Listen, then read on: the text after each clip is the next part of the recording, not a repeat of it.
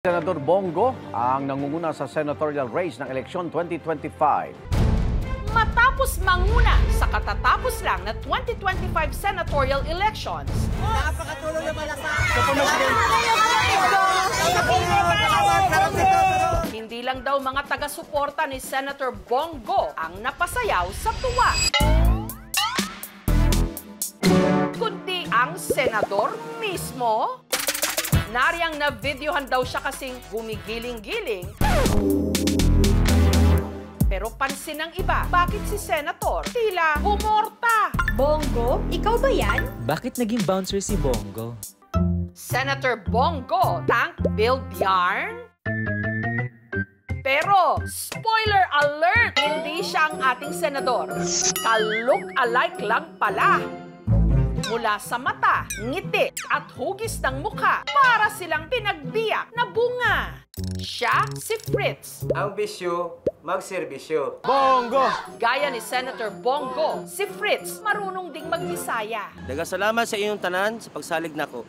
Pag-aamin ni Fritz, hindi niya raw talaga kilala dati si Senator Bongo. Pre, kamukha mo si Bongo. Bongo! Bongo! Ako naman, hindi ko kilala si Bongo, not knowing kaibigan pala siya ni Tatay Diggs. Mga kababayan ko, mahal namin kayo. Pero mula raw nung umingay ang pangalan ni Bongo, lalo na nung naging assistant ito ni dating Pangulong Rodrigo Duterte. Senator Bongo! At kinalaunan, naging senador pa. Bongo! Mas dumami raw ang nakapansin sa kanilang pagkakahawig. Yung mga nakakapanood ng TikTok ko, comment ng, Bongo, is that you? Hindi mo kami maluloko, Bongo. Ikaw yan. May part-time na pala si Senador Bongo. At nung sinearch niya raw ang itsura ng sinasabing nawawalang kakambal daw niya, pakiramdam ni Fritz, siya'y nanalamin. Parang matandang ako lang Dun sa work ko ngayon, ang tawag sa akin, Bongo! Dahil look-alike ng sikat, marami rin ang sa kanya'y nagpapa-selfie. Sakto! Lalo't si Senator BG, selfie king din. Sen, papicture. Papicture sa senator. Nak, picture kita, nak. May napagsabi sa iyo, sir, kamukha mo si Senator Bongo. Hindi ko na mabilang, Lods. Marami na. Mata, bibig, ilong, tsaka yung Tangkad. Sabi na. Bonggong-bonggo. Ang sapatos, Pang principal, ang damit, pang estudyante, ang mukha. pang senador. Pero kung may pagkakaiba man daw sila ni Senator Bongo, yun ay ang pagiging mas borta niya. Si Fritz kasi, bouncer sa bar. Sir, body frisking po muna. I've been a bouncer for 10 years. You prioritize the safety of everyone. Para magiging incredible hook, safety pa rin nila. Papasukin niyo ko. May dala akong pizza. Papasukin niyo ko. Buksan niyo yung pizza. Bukas pala. At dahil nakikilala na rin siya online, sinamantala na rin ni Fritz na gumawa ng content. For fun lang, kasi nakita ko uso. Paano na lang kung si Fritz at ang ka-look-alike niyang si Senator Bongo magkita face to face? In Quezon City, May 13, 2025. Congratulations, Beno! Isa pa sa mga joyful sa naging resulta ng eleksyon, si re-elected Quezon City Mayor Joy Belmonte. Pero ang mahigit 1 milyong Q citizens na nagluklok sa kanya sa pwesto, tila namalikmata raw. Nung nakita raw kasi nila ang kanilang mayora, parang may iba. Ang nasa video kasi, isa palang lalaki na ka-look-alike din daw ni Mayor Joy. Mayor Joy! Shout for joy para kay Anthony. Mayor Joy! At alam nyo bang hindi lang daw kahilat siya ni Mayor Joy si Anthony.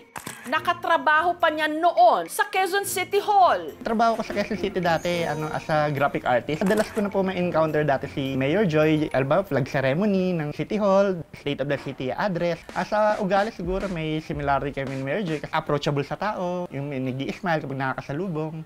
Una raw nadiskubre ni Anthony na ka-face niya si Mayor Joy. Nauso yung mga face swap, di ba? Gender swap. So, nag-gender swap ako. Pag post ko, nagko-comment yung mga kaibigan ko na Mayora. Mayor. Pero si Anthony, hindi raw convinced. Nung una, sabi ko, parang layo naman. Nung nauso yung AI na yung may gumagalaw, yun na, nakita ko, uy, nga, medyo kawig na onte. Hanggang sa sinakyan na niya ito. Ginaya pati ang timbre ng boses ni Mayora. 3 taon ang aking pong termino, sisipagin ko pa po talaga. Sa ating mga cute citizen, maganda. First time ko pa lang siya nakita pagpasok, sinabihan ko siya, akala ko ikaw na si Joy Belmonte. Natutuwa rin si Anthony na marami siyang napapasaya sa kanyang mga Mayor Joy content, lalong-lalo na ang kanyang bundle of joy, ang kanyang pamilya.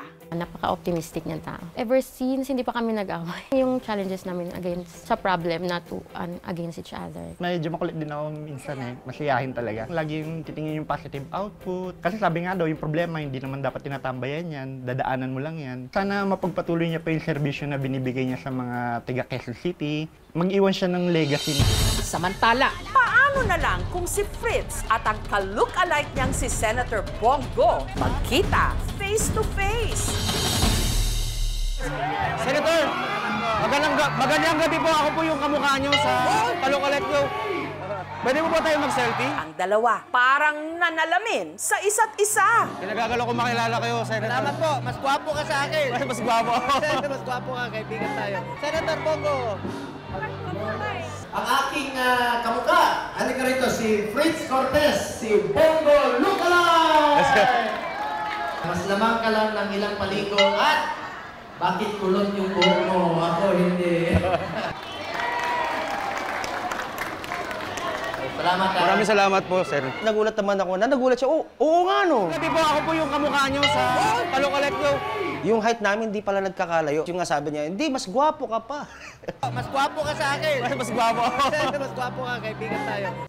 Senator Bongo, congrats sa imuha. No? Always be humble like you are now and always keep all the good things that you're doing. No? Tuloy-tuloy mo lang yan, Sen. Sa mga tao na mayroon kamukhang personality, hindi man sila magsalita o ano man, the mere fact na nakikita sila, na halos sila yung hinahangaan na karamihan ng mga tao, magiging disadvantage lang kung let's say may controversial yung sikat na tao. Hindi natin maiwasan na kumbaga i-associate mo yung itsura mo sa ibang tao. So, dalhin mo lang siya ng tama. At the end of the day, alam naman ng ibang tao na hindi ka talaga yung taong kamukhang-kamukha mo. Ikaw pa rin yung ikaw. Sana ang mga nailuklok sa pwesto sa nagdaang eleksyon maging mukha ng pagbabago at sasalamin sa hinahangad nating serbisyo publiko.